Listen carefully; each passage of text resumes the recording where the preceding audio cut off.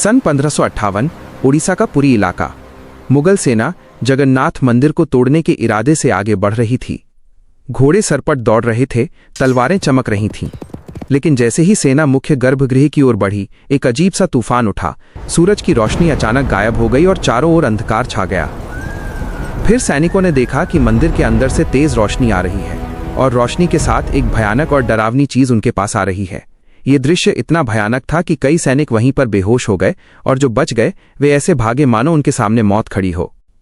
अब आप सोचिए कि क्या ये सिर्फ एक ऐतिहासिक घटना थी या फिर सच में भगवान जगन्नाथ ने अपने धाम की रक्षा की। पुरी का जगन्नाथ मंदिर एक ऐसा स्थान है जो सिर्फ भक्ति का केंद्र नहीं बल्कि अनगिनत रहस्यों की एक चुप दुनिया है। क्या आपने कभी सोचा है कि क्यों इस मंदिर का ध्वज हमेशा हवा की विपरीत दिशा में उड़ता है और क्यों मंदिर के ऊपर लगा सुदर्शन चक्र हर दिशा से ऐसा लगता है मानो आपको ही देख रहा हो। यहाँ तक कि प्रसिद्ध किताब भविष्य मलिका में इस मंदिर को लेकर कलयुग की कई भविष्यवाणियां की गई हैं जो कि सारी की सारी सच हुई हैं। इनमें सबसे प्रसिद्ध है कोविड-19 यानी कि कोरोना की घटना। इस किताब में लिखा गया था कि जब मंदिर का सबसे पुराना पेड़ गिर जाएगा तब एक भयानक महामारी आएगी और ये पूरी तरह सच भी हुई। ये सिर्फ एक घटना नहीं, ऐसी और भी कई घटनाएं हैं जो सच हुई हैं और सारी आपको चौंका देंगी। इस मंदिर के अंदर ऐसे और भी कई अनसुने और खतरनाक रहस्य छुपे हुए हैं जो आपके होश उड़ा देंगे। और सबसे बड़ा रहस्य है ब्रह्म पदार्थ का, यानी कि श्री कृष्ण का दिल। माना जाता है कि इस मंदिर में श्री कृष्ण का दिल आज भी मौजूद है, जिसे हर 12 साल में पुरानी मूर्ति से निकालकर नई मूर्ति में डाला जाता है और यह प्रक्रिया काफी महत्वपूर्ण है।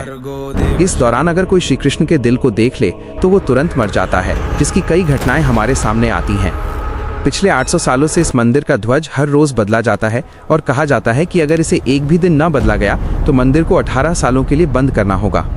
और जब अंग्रेज आए तो उन्होंने इस प्रक्रिया को अंधविश्वास बताकर रोकने की कोशिश की, लेकिन फिर उनके साथ जो हुआ वो जानकर आप चौंक जाएंगे। इस मंदिर के मुख्य प्रवेश द्वार में 22 सीढ़ियां हैं जिन्हें पार करना होता है, लेकिन इनमें से तीसरी सीढ़ी पर पैर रखना सख्त मना है। पर आखिर ऐसा क्यों है और क्या होगा यदि आपने तीसरी सीढ़ी पर पैर रख दिया? फिर आती है मंदिर की रसोई, जहां 7 बर्तनों में एक साथ प्रसाद पकता है। पर नीचे की आंच से ऊपर वाला बर्तन पहले कैसे पक जाता है? क्या मंदिर की रसोई विज्ञान के नियमों को भी चुनौती देती है? ऐसे ही और भी न जाने कितने चौंकाने वाले रहस्य। यह सिर्फ एक मंदिर नहीं, यह एक ऐसा तीर्थ है जहां धर्म, विज्ञान, वास्तु और चमत्कार चारों एक साथ खड़े हैं। जहां श्रद्धा सिर्फ पूजा नहीं बल्कि रहस्यों से सामना करने की तैयारी है। तो क्या आप तैयार हैं एक ऐसे सफर के लिए जहां हर अध्याय आपको चौंकाएगा, हर रहस्य आपके विश्वास को चुनौती देगा और हर जवाब एक नए सवाल को जन्म देगा? चलिए चलते हैं जगन्नाथ मंदिर की उस रहस्यमयी यात्रा पर जहां भगवान खुद हर सवाल का उत्तर हैं। अध्याय 1, नवकलेवर और ब्रह्म पदार्थ का रहस्य। 15 जून 2015 रात को घड़ी में 12 बजे बजते ही पूरे पुरी शहर की बिजली काट दी गई। ये कोई साधारण बिजली कटौती नहीं थी। इस बिजली कटौती का कारण था मंदिर के गर्भगृह में चल रही विचित्र घटना। मंदिर के मुख्य पुजारी इस अंधेरी रात में अपनी आंखों पर पट्टी बांधे और हाथ में एक मोटा दस्ताना पहने हुए अपने हाथों पर एक दिव्य पदार्थ लेकर भगवान की मूर्ति की ओर बढ़ रहे थे। ये कुछ और नहीं, श्री कृष्ण का दिल था, जिसे ब्रह्म पदार्थ भी कहा जाता है। ठीक 12 साल बाद ये प्रक्रिया आज मंदिर में फिर दोहराई जा रही थी, जहां भगवान जगन्नाथ की पुरानी मूर्ति से उनके दिल को निकालकर नई मूर्ति में लगाया जाता है। यह होता है भगवान के शरीर को बदलने का, लेकिन आत्मा को यथावत रखने का अनुष्ठान। माना जाता है कि ये मंदिर दुनिया का एकमात्र मंदिर है जहां भगवान आज भी जीवित रूप में बसते हैं और जब उनका शरीर पुराना हो जाता है तो ठीक उसी तरह नया शरीर दिया जाता है जैसे कोई आत्मा नया जन्म लेती है। कहते हैं इस ब्रह्म तत्व को आज तक किसी ने नहीं देखा और जिसने भी देखने की कोशिश की वो जिंदा नहीं बचा। नवकलेवर की रात जब पुरानी मूर्तियों से ब्रह्म तत्व निकालकर नई मूर्तियों में डाला जाता है, पुरी में कर्फ्यू जैसा माहौल बना दिया जाता है। पूरे शहर की बिजली काट दी जाती है। मंदिर को घोर अंधेरे में बंद कर दिया जाता है। मंदिर के अंदर होते हैं सिर्फ विशुद्ध ब्राह्मण, जिनका खानदान सदियों से यही कार्य करता आया है। उनकी आंखों पर पट्टी बांधी जाती है और हाथों पर मोटे दस्ताने पहनाए जाते हैं ताकि वे न देख सकें और न ही महसूस कर सकें कि ब्रह्म पदार्थ है क्या। जब ये प्रक्रिया होती है तब मंदिर की सुरक्षा सीआरपीएफ के जवान करते हैं और किसी भी व्यक्ति का मंदिर के अंदर जाना सख्त मना होता है। जब 2015 में ये अनुष्ठान हुआ था तब एक पंडा ने उस ब्रह्म तत्व को हाथ लगा दिया था, जिसके बाद वो तुरंत ही बेहोश हो गया और जब आंख खुली तो वो मानसिक रूप से पूरी तरह अस्थिर हो गया था। तो सवाल उठता है, ब्रह्म तत्व आखिर है क्या? क्या यह कोई दिव्य ऊर्जा है? क्या ये सिर्फ विश्वास है, या सच में कोई ऐसा अविनाशी पदार्थ मौजूद है जो युगों से युगों तक जीवित है? माना जाता है कि ये ब्रह्म पदार्थ काफी ज्यादा शक्तिशाली है, जिससे लगातार दिव्य ऊर्जा निकलती रहती है और हमेशा हल्का सा कंपन महसूस होता रहता है। वैसे तो माना जाता है आज तक इसे किसी ने नहीं देखा है, पर आज से करीब 50 साल पहले एक व्यक्ति ने दावा किया था कि उसने इस हृदय को देखा है। उसने कहा कि हृदय चांदी की तरह तरल बह रहा था और यही तरल लकड़ी को कमजोर कर देता है, जिस कारण हर 12 साल में मूर्तियों को बदलना पड़ता है। उस व्यक्ति ने ये तक कहा कि जब उस हृदय को प्रकाश में लाया गया तो वो चक्र की तरह घूमने लगा और जोर से कंपन करने लगा। यानी कि जब इस ब्रह्म पदार्थ को रोशनी मिलती है तो ये और भी ज्यादा सक्रिय हो जाता है, जो कि खतरनाक साबित हो सकता है, जिस कारण हर बार जब इसे पुरानी मूर्ति से नई मूर्ति में बदला जाता है तब पूरी शहर की बिजली काट दी जाती है।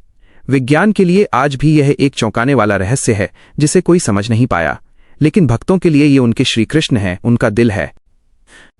अध्याय 2, श्री कृष्ण के हृदय की यात्रा। वैसे क्या आपको पता है कि जब श्री कृष्ण की मृत्यु हुई तब पांडवों ने उनके शरीर को जला दिया था, पर फिर कैसे उनका हृदय बच गया और वो पुरी तक कैसे पहुंचा? और इस भव्य मंदिर की रचना किसने की? आखिर कौन था जिसने बड़े ही चमत्कारी तरीके से भगवान जगन्नाथ की मूर्ति बनाई? तो चलिए जानते हैं अब इस रहस्यमयी और रोचक घटना को, जो आपको इंटरनेट और किताबों में नहीं देखने को मिलेगी। लेकिन उससे पहले अगर आपको वीडियो अच्छी लग रही है तो इसे लाइक करके कमेंट में जय जगन्नाथ जरूर लिखें। आज से करीब 5000 साल पहले महाभारत युद्ध के पश्चात चारों तरफ केवल लाशें ही पड़ी थीं। लाखों पड़े शव और कौरवों के विनाश ने सब कुछ झकझोर दिया। कौरवों की माता गांधारी ने इस विनाश का कारण श्री कृष्ण को बताया। उनके हिसाब से अगर श्री कृष्ण चाहते तो ये युद्ध होता ही नहीं, पर उन्होंने ऐसा नहीं किया, जिसके कारण क्रोधित होकर गांधारी ने कृष्ण को श्राप दिया कि जिस प्रकार मेरे वंश का विनाश हुआ है, ठीक उसी प्रकार तुम्हारे भी वंश का विनाश हो जाएगा। इस श्राप के 36 साल बाद जब एक दिन श्री कृष्ण जंगल में विश्राम कर रहे थे, तब एक शिकारी ने उन्हें हिरण समझकर उन पर तीर चला दिया, और जैसे ही तीर श्री कृष्ण के पैरों पर जाकर लगी, उन्होंने इस लोक को छोड़ दिया और मृत्यु को स्वीकार किया। माना जाता है कि उनकी मृत्यु के साथ ही पूरी द्वारका नगरी पानी में समा गई, जिससे उनका पूरा वंश समाप्त हो गया। माना जाता है कि जब शिकारी ने उन्हें गलती से मारा तो उसे बहुत पछतावा हुआ और उसने श्री कृष्ण से माफी मांगी, पर श्री कृष्ण ने बताया कि ये मेरे ही कर्मों का फल है। उन्होंने समझाते हुए कहा कि पिछले जन्म में तुम महान वानर राजा बाली थे, जिसे मैंने ही राम अवतार में छल से मार दिया था, और उसी कारण आज तुम मेरी मृत्यु का कारण बने। माना जाता है कि जब श्री कृष्ण की मृत्यु की खबर पांडवों को मिली तो उन्होंने पूरे रीति रिवाज से श्री कृष्ण का अंतिम संस्कार किया, और जब उनके शरीर को जलाया गया तो उनका पूरा शरीर पंचतत्वों में विलीन हो गया, परंतु उनका हृदय बच गया और जलने की बजाय और भी अधिक ऊर्जा से धड़कने लगा। इसी हृदय को बाद में ब्रह्म पदार्थ कहा गया। अर्जुन ने इस हृदय को लकड़ी के मंच पर रखकर नदी में बहा दिया। काफी लंबे समय तक बहने के बाद ये ब्रह्म पदार्थ उड़ीसा के समुद्र तट पर पहुंचा। उस समय उस तट पर सबरा जनजाति समुदाय के लोग रहा करते थे। उस जनजाति के मुखिया विश्ववसु ने जब इस ब्रह्म पदार्थ को देखा तो वे इसकी ऊर्जा और दिव्य प्रकाश से प्रभावित हो गए। उन्होंने तुरंत ही पहचान लिया कि ये भगवान के ही रूप हैं, और उन्होंने इसे नील माधव के रूप में पूजना शुरू कर दिया। उसी समय मालवा के राज्य में राजा इंद्रद्युम्न राज्य किया करते थे। वे भगवान विष्णु के काफी बड़े भक्त थे। एक दिन उन्होंने नील माधव के दर्शन करने की इच्छा व्यक्त की और उन्हें ढूंढने लगे, और यही आगे चलकर जगन्नाथ मंदिर के निर्माण की आधारशिला बनी। अध्याय 3, मंदिर का निर्माण और अधूरी मूर्तियां। जैसा कि मैंने बताया, राजा इंद्रद्युम्न विष्णु के परम भक्त थे, और एक रात स्वयं भगवान विष्णु उनके सपने में आए और उन्हें कहा कि वे उनकी दिव्य मूर्ति नील माधव को ढूंढें और उनके लिए एक भव्य मंदिर का निर्माण करें। श्री हरि विष्णु ने उन्हें यह भी बताया कि ये ब्रह्म पदार्थ उन्हें नीलांचल पर्वत में मिलेगा, जिसके पश्चात राजा ने अपने ब्राह्मण पुजारी विद्यापति को आदेश दिया कि वो इस मूर्ति को ढूंढ निकाले। विद्यापति कई दिनों तक नीलांचल पर्वत के अलग हिस्सों में इसकी तलाश करते रहे, और तब जाकर अंत में उन्हें पता चला कि इस मूर्ति को आदिवासी मुखिया विश्ववसु ने एक गुफा में छुपा कर रखा है और वे दिव्य रूप से उसकी पूजा करते हैं। जब विद्यापति ने इसके दर्शन करने की अनुमति मांगी, तब विश्ववसु ने यह कहकर मना कर दिया कि ये उनके जाति का निजी मामला है। जिसके बाद विद्यापति ने चालाकी दिखाई और विश्ववसु की पुत्री ललिता से विवाह कर लिया। अब विद्यापति ने ललिता की मदद से विश्ववसु को मनाया और वे उस गुफा की ओर चल पड़े।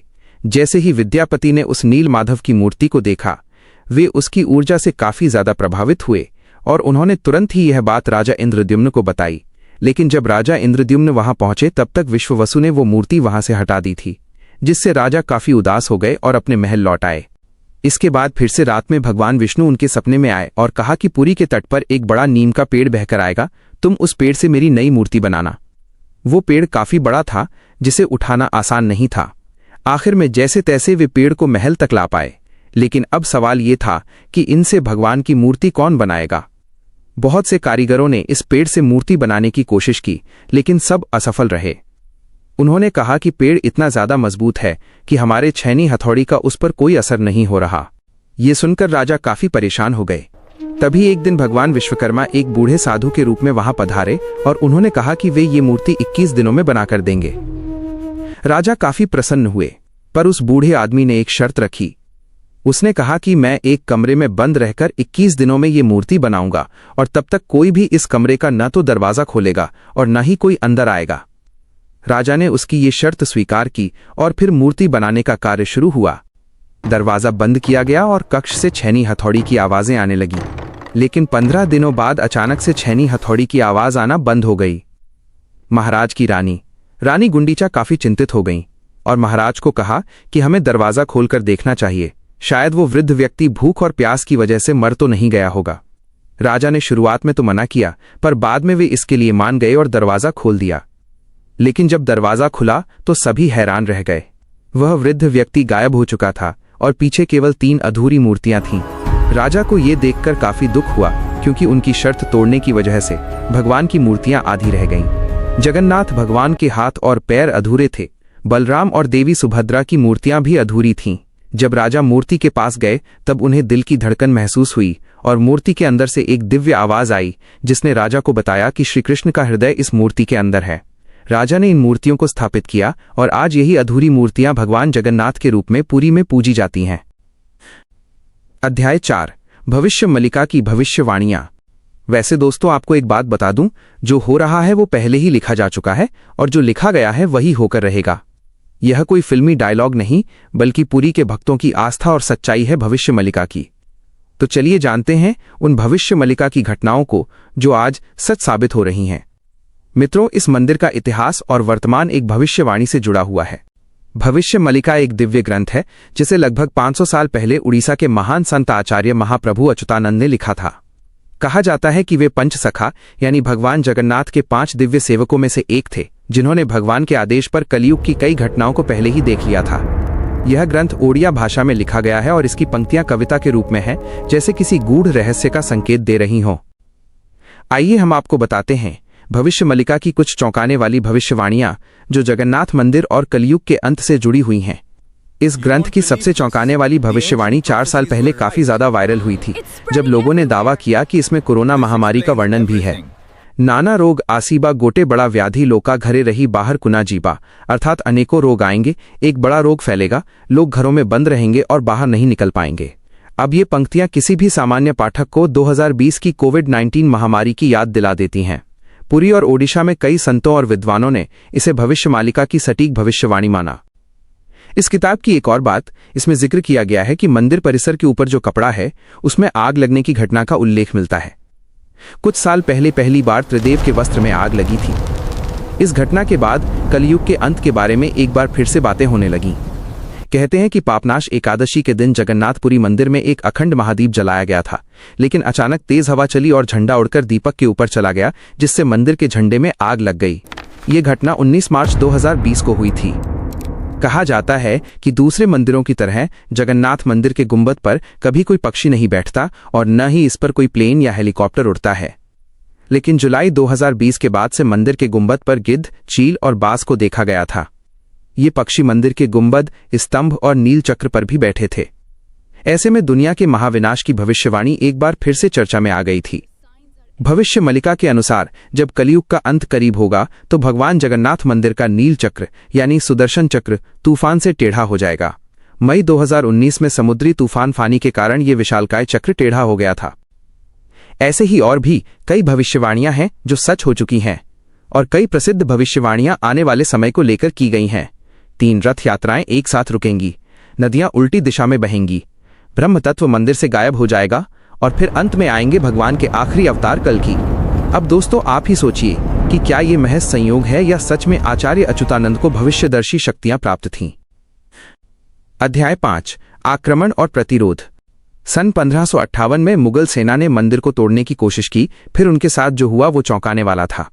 इस घटना को पहले ही भविष्य मलिका में लिख दिया गया था। साथ ही भविष्य मलिका में अंग्रेजों को लेकर भी ये कहा गया था कि गोरे आएंगे और मंदिर को बंद कराने की कोशिश करेंगे।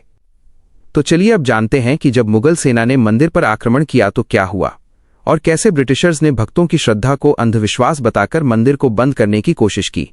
लेकिन उससे पहले चैनल को सब्सक्राइब जरूर कर लें, यह आपके लिए तो फ्री है, पर इससे हमारी काफी मदद हो जाती है।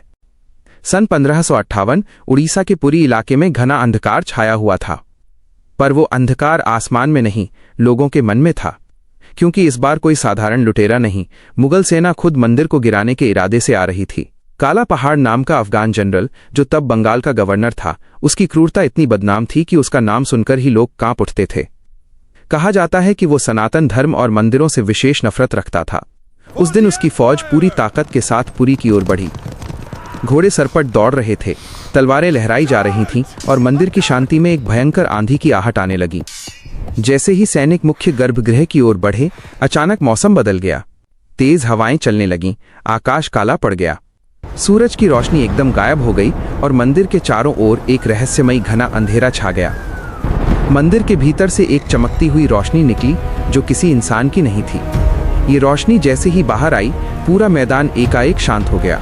सैनिकों में अफरा तफरी मच गई, कुछ बेहोश हो गए, कुछ उल्टा भागने लगे। बिना एक भी तलवार चले काला पहाड़ की पूरी फौज पीछे हट गई। आज भी पुरी की लोक कथाओं में ये कथा सुनाई जाती है कि जब भगवान की मर्यादा पर वार होता है तो वो खुद प्रकट होकर अपने धाम की रक्षा करते हैं। अब दूसरी घटना की बात करते हैं, जो है अंग्रेजों का विरोध और रथ यात्रा का संघर्ष। जब 1803 में अंग्रेजों ने पुरी पर कब्जा किया, तब उन्होंने कई प्राचीन मंदिरों की संपत्तियों और अधिकारों को छीन लिया। लेकिन पुरी का श्री जगन्नाथ मंदिर एक ऐसा स्थान बना जहां जनता ने कभी भी नियंत्रण नहीं छोड़ा। ब्रिटिश अधिकारियों को मंदिर की अलौकिक घटनाएं और भक्तों की श्रद्धा समझ नहीं आती थी, इसीलिए उन्होंने इन्हें सुपरस्टिशन कहकर मजाक बनाना शुरू कर दिया। सन 1805 में ब्रिटिश कलेक्टर मिस्टर हंटर ने पुरी मंदिर के रिचुअल्स को इरेशनल और बार्बरिक कहा। बात तब और बिगड़ी जब सन 1866 में ब्रिटिश प्रशासन ने पुरी की रथ यात्रा को बंद करवाने की साजिश रची। उन्होंने ये तर्क दिया कि रथ यात्रा के दौरान भीड़ अनियंत्रित हो जाती है और ये प्रशासनिक खतरा है। पर यह फैसला पूरे उड़ीसा में जन आंदोलन का कारण बन गया। लाखों लोग सड़कों पर उतर आए। मठों, आचार्यों और गांवों ने खुलकर विरोध किया। रथ यात्रा का रथ निर्माण कार्य लोगों ने खुद शुरू कर दिया, ये कहते हुए कि अगर भगवान नहीं चलेंगे तो हम भी नहीं चलेंगे। इस जनता के दबाव और आक्रोश के चलते ब्रिटिश सरकार को पीछे हटना पड़ा और 1867 में फिर से रथ यात्रा की अनुमति दी गई। इसके बाद अंग्रेजों ने कभी पुरी मंदिर के अंदरूनी मामलों में दखल नहीं दिया। अध्याय 6 यमशिला और सुदर्शन चक्र का रहस्य। अब चलिए आपको बताते हैं जगन्नाथ मंदिर की तीसरी सीढ़ी का रहस्य, जिसे यमलोक का द्वार भी कहा जाता है। वैसे तो इस मंदिर में 22 सीढ़ियां हैं, पर सबसे खास है तीसरी सीढ़ी, क्योंकि इसमें पैर रखना उचित नहीं माना जाता। धार्मिक कथाओं के अनुसार इस तीसरी सीढ़ी को यमशिला कहा जाता है। कहा जाता है कि जो भी मनुष्य इस तीसरी सीढ़ी पर पैर रखता है, उसके पुण्य शून्य हो जाते हैं और उसे यमलोक जाना पड़ता है। दरअसल एक बार यमराज जी भगवान जगन्नाथ के पास पहुंचे और उनसे कहा कि भगवान, भक्त जैसे ही आपके दर्शन करते हैं उनके सारे पाप मिट जाते हैं, और अगर ऐसा ही चलता रहा तो सभी व्यक्ति जगन्नाथपुरी के दर्शन करके पापों से मुक्त हो जाएंगे, जिससे यमलोक में कोई नहीं आएगा। तब भगवान जगन्नाथ ने कहा कि तुम इस मंदिर की तीसरी सीढ़ी पर अपना स्थान ग्रहण कर लो, और जो भी इस मंदिर की तीसरी सीढ़ी पर पैर रखेगा उसके पुण्य शून्य हो जाएंगे और उसे यमलोक जाना पड़ेगा। और तभी से इस सीढ़ी को यमशिला कहा जाता है, क्योंकि इसमें यम का वास है। अब अगर हम पूरी मंदिर के ऊपर लगे सुदर्शन चक्र की बात करें तो देखने वालों ने यह दावा किया है कि इस सुदर्शन चक्र को आप मंदिर के किसी भी कोने से देखोगे तो ऐसा लगेगा मानो वो आपको ही देख रहा हो। मतलब इसे जिस भी दिशा से देखो ये सामने की ओर ही दिखता है। इसे आम भाषा में आर्टिफिशियल इल्यूजन कहा जाता है। पर यह आज भी विज्ञान के परे है कि कैसे इतने भारी चक्र को मंदिर के ऊपर लगाया गया और कैसे उस समय के लोगों ने ये आर्टिफिशियल इल्यूजन बनाया जिससे चक्र हमेशा सामने की ओर दिखता है। इसे आज भी विज्ञान नहीं समझ पाया। पर भक्तों के अनुसार ये श्री कृष्ण का चक्र है, जिसे उन्होंने इस दुनिया की रक्षा के लिए इस मंदिर में स्थापित किया है, और भविष्य मलिका की एक और पंक्ति के हिसाब से जब यह मंदिर समुद्र के अंदर समा जाएगा तब कलयुग अपने अंतिम चरण पर होगा और तब आएंगे विष्णु के आखिरी अवतार कल्कि। अध्याय 7, दुनिया की सबसे रहस्यमयी रसोई। अब जानते हैं पुरी के रसोईघर के बारे में। जगन्नाथपुरी का रसोईघर दुनिया की सबसे बड़ी और सबसे रहस्यमयी रसोई है, जिसके अनोखे तथ्य और परंपरा भक्तों को आश्चर्यचकित कर देती हैं। और रसोई का सबसे बड़ा रहस्य ये है कि यहाँ भोजन 7 मिट्टी के बर्तनों में बनाया जाता है और हर एक बर्तन को एक के ऊपर एक रखा जाता है। स्वाभाविक है कि सबसे नीचे के बर्तन में ज्यादा आंच आ रही है तो उसे सबसे पहले पकना चाहिए, लेकिन पुरी में ऐसा नहीं होता। ये चौंकाने वाली बात है कि 7 बर्तनों में जो सबसे ऊपर होता है उसका खाना पहले पकता है, जो विज्ञान के सारे तथ्यों को गलत साबित करता है। यहाँ भोजन बनाने का कार्य केवल सेवायत ब्राह्मणों द्वारा किया जाता है और किसी भी बाहरी व्यक्ति को इसमें प्रवेश की अनुमति नहीं होती। इस पवित्र रसोई में किसी प्रकार के आधुनिक ईंधन या गैस का उपयोग नहीं किया जाता, बल्कि केवल लकड़ी के चूल्हे पर पारंपरिक विधि से प्रसाद बनाया जाता है। पुरी मंदिर में रोजाना लगभग 50,000 से 2 लाख लोगों तक को महाप्रसाद बांटा जाता है। लेकिन चमत्कार देखो, कभी भी खाना बर्बाद नहीं होता और कभी भी कम नहीं पड़ता। मान्यता है कि माँ लक्ष्मी स्वयं प्रतिदिन रसोई में आती हैं और रसोई के सेवकों को अंतः प्रेरणा देती हैं कि आज कितनों के लिए प्रसाद तैयार करना है। ये सिर्फ परंपरा नहीं, सदियों से चलती लीला है जिसे आज तक कोई इंसानी गणित नहीं समझ पाया। एक और चौंकाने वाली बात तो यह है कि इतने बड़े किचन में जहां 500 से ज्यादा रसोइये और सेवक काम करते हैं, जहां हर दिन सैकड़ों क्विंटल अनाज, सब्जियां और मसाले इस्तेमाल होते हैं, वहां न कोई बदबू होती है न ही कोई मक्खी। कहा जाता है कि ये अग्निदेव और माता लक्ष्मी की कृपा है जो इस रसोई को हर प्रकार की अशुद्धि से दूर रखती है। 18वीं सदी में मराठा शासनकाल के दौरान एक बार एक अधिकारी ने रसोई के चमत्कार को अंधविश्वास बताते हुए जानबूझकर बर्तनों की संख्या बदलने का आदेश दिया, लेकिन इसके बावजूद उस दिन भी पुरी में महाप्रसाद एकदम सटीक बना, न एक दाना कम न एक दाना ज्यादा। इसके बाद अधिकारी ने रसोई में दोबारा हस्तक्षेप न करने की कसम खा ली। निष्कर्ष, विज्ञान जहां खत्म होता है, श्रद्धा वहां शुरू होती है। वैसे तो दोस्तों ऐसे और भी कई चौंकाने वाले रहस्य हैं, पर उन्हें एक ही वीडियो में बता पाना नामुमकिन है। क्या आपने कभी इन रहस्यों को खुद महसूस किया है? अगर हाँ, तो ये वीडियो सिर्फ जानकारी नहीं बल्कि आपकी अपनी यात्रा है श्रद्धा से रहस्य तक।